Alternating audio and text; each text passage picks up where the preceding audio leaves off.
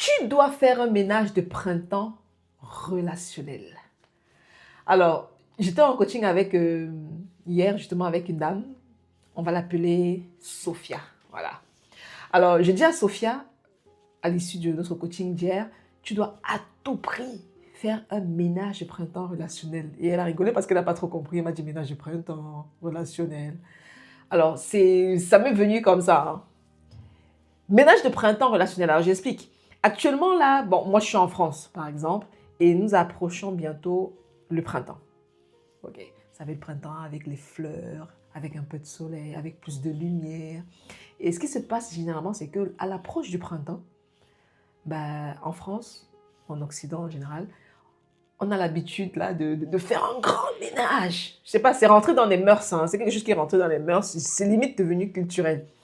C'est la période où on va faire le tri, tous les gros manteaux, les vêtements d'hiver, du froid, on va les mettre dans des cartons, dans des boîtes, tandis qu'on va ressortir tous nos vêtements de printemps, voire d'été. Voilà, c'est le moment où on va nettoyer en dessous de tous les meubles, en dessous des lits. C'est le moment où on va faire le tri, tout ce qui est cassé, tout ce qui ne nous sert plus à rien dans la maison ou qui est endommagé, on va le mettre à la poubelle. Voilà, le grand nettoyage de printemps. Et on le fait ça généralement parce que, en fait, on quitte une saison pour une nouvelle.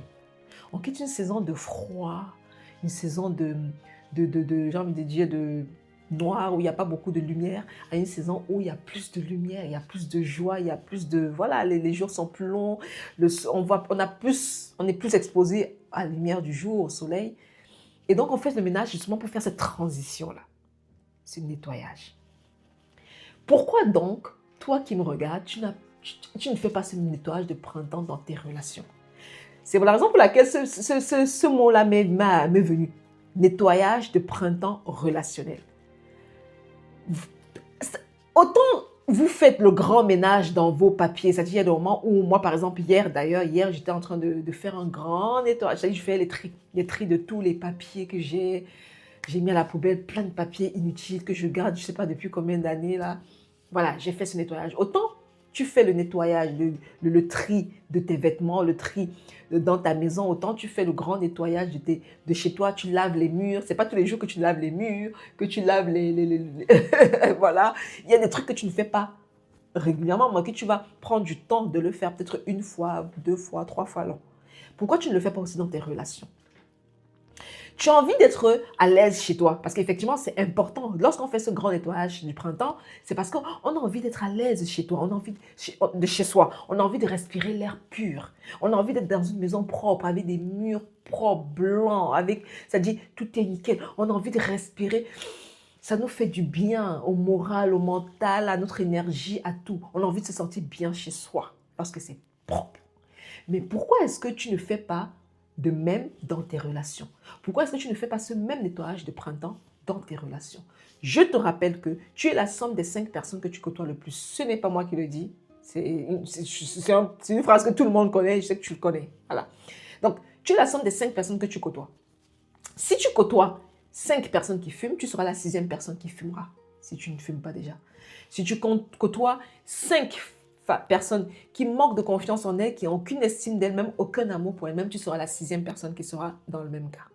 Si tu côtoies 5 personnes qui sont tout le temps dans les palabres, dans la médisance, dans le calomniage, dans les... Voilà, qui est toujours en train de mal parler des autres, tu seras la 6e personne à faire autant. Tu dois comprendre que ton entourage est capital. Ton entourage est important. Ton entourage, c'est la clé. Je le dis chaque jour, je n'arrêterai jamais de le dire et je le dirai encore. Plus tôt tu auras compris que ton entourage, c'est la clé, mieux ce sera pour toi. Une fois que tu as compris que ton entourage, c'est la clé, que c'est capital, tu dois faire un nettoyage. Au même titre que tu fais le bilan de tes finances, tu prends la feuille, tu notes toutes tes dépenses, toutes tes entrées. Tu dois faire la même chose avec tes relations. Tu me prends une feuille de papier et un stylo. Tu vas me noter le prénom de toutes les personnes dans ta vie. Bon, tu vas faire une partie famille, une partie amis. Voilà. Maintenant, tu vas faire le tri. La famille, on ne la choisit pas. La famille, elle nous est imposée. Voilà. On n'a pas choisi nos parents, par exemple. Si, par exemple, tu as des parents toxiques, ok, c'est un fait. Ce que tu vas faire, c'est que si tu ne peux pas te couper d'eux parce que bon, parce qu'ils ne sont pas peut-être si toxiques que ça, ou peut-être que tu n'as pas envie, tu vas néanmoins devoir réduire tes interactions avec eux. Okay? Si par exemple, ta mère est vraiment toxique, soit tu coupes tout court, tu vas dans une autre ville, tu changes de numéro de téléphone, tu déménages, soit, si tu ne veux pas être aussi direct, aussi, voilà, peut-être parce que ce n'est pas pour tout le monde, tout simplement, tu vas devoir diminuer tes interactions avec elle. Si tu l'appelais, par exemple, toutes les semaines, eh ben, tu vas l'appeler une fois par mois, par exemple. Si tu la voyais toutes les 2 semaines, si tu allais, par exemple, là, lui rendre visite toutes les 2 semaines, ben, tu la verras une fois par mois ou une fois tous les 2, 3 mois. Ce n'est qu'un exemple. Ensuite, tu fais la liste de toutes tes amies. Tes amis, c'est toi qui les as choisis. Parce qu'on ne s'est pas imposé. Ce n'est pas comme la famille. La famille, c'est un peu plus complexe, de toute façon, on ne la choisit pas. Mais tes amis, tu les choisis. On choisit nos amis. Tous les amis que tu as là, on ne te les a pas imposés. Même si tu as l'impression des fois qu'il y a certaines amitiés qui t'ont été imposées, en réalité, aucune amitié ne t'a été imposée. Parce que tu les choisis. Nous choisissons nos amis. Si ces personnes sont tes amis, c'est parce que tu as choisi qu'elles soient tes amis. Tu les as laissées rentrer dans ta vie. Donc maintenant, on assume. Sur cette feuille, tu notes le nom de le prénom de toutes ses amies. Et tu essaies et tu vois en fait qui est toxique, qui ne l'est pas. Celles qui n'est pas toxique, tu les gardes. Ah oui, tu me les gardes. Celles qui sont, tu sens qu'elles sont, c'est-à-dire elles sont positives. Les femmes, c'est ce genre de femme-là qui est positive. Lorsque tu es en contact avec elles, tu te sens bien.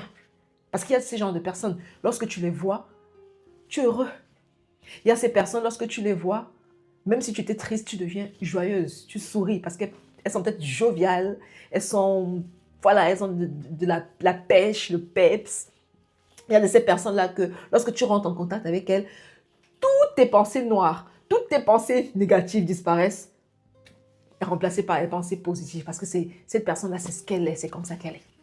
Ce genre de personnes, tu me les gardes. A contrario, toutes ces copines-là qui sont toxiques, ou peut-être qu'ils ne sont pas toxiques, mais tout simplement, ben, vous n'avez pas les mêmes valeurs, vous n'avez pas les mêmes passions, elles n'évoluent pas au même titre que toi, ben, je suis désolée, tu vas devoir soit les éliminer. Moi, pour ma part, je suis pour que tu élimines complètement. C'est-à-dire, tu changes pas de numéro de téléphone, mais tu ne les appelles plus. Tu ne les appelles plus, tu n'envoies plus de messages. Au pire des cas, si elle t'envoie un message, ok, tu réponds. Si elle t'appelle, oui, mais tu ne t'éternises pas au téléphone avec elle. Mais vraiment, tu dois arrêter même toutes tes...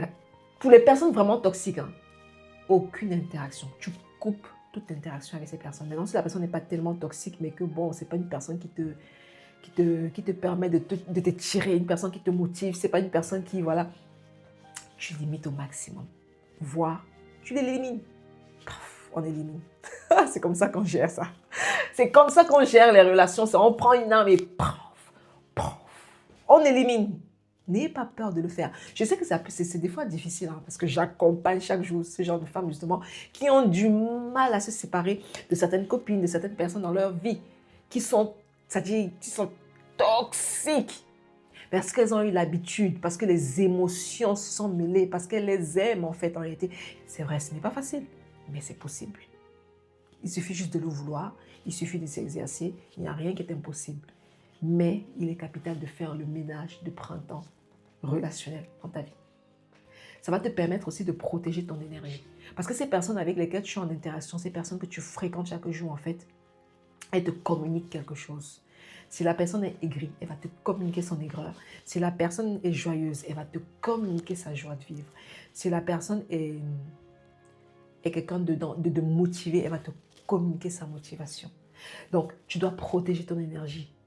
Et tu dois protéger ton énergie de tout ce qui est négatif, tout ce qui est toxique, tout ce qui est sombre, tout ce qui est noir. Mais pour cela, tu vas devoir faire un nettoyage de printemps relationnel.